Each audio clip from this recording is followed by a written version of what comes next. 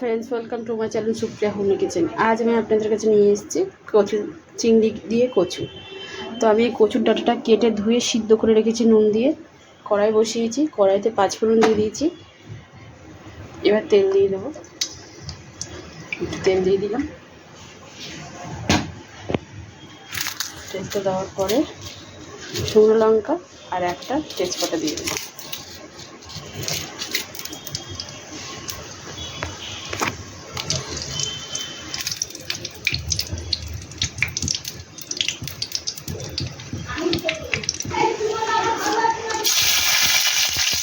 লঙ্কা দিয়ে দিলাম,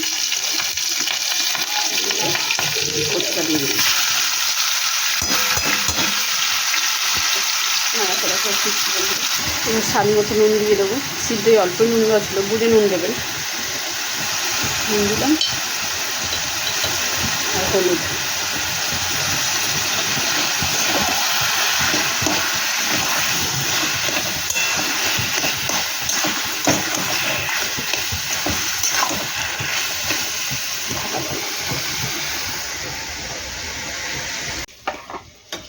তো এইদিকে আমার কচুটা হচ্ছে বন্ধুরা।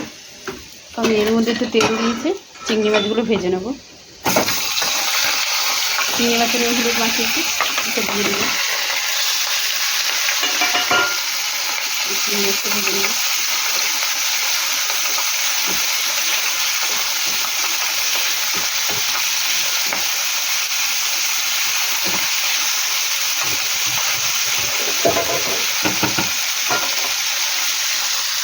এবার আমি কচুটাতে স্বাদ মতো চিনি দিয়ে দেবো। চিনি দিয়ে দিলাম, এই যেমন মিষ্টি খাবে।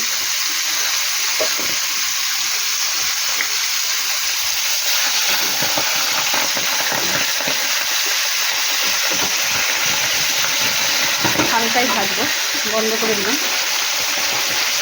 এবার চিংড়ি মাছের মধ্যে দিয়ে দিলাম।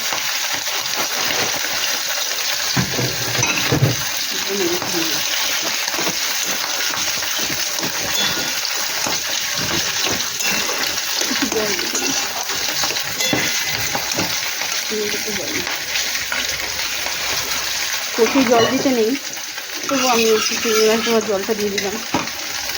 এর মধ্যে তো টেস্ট আছে।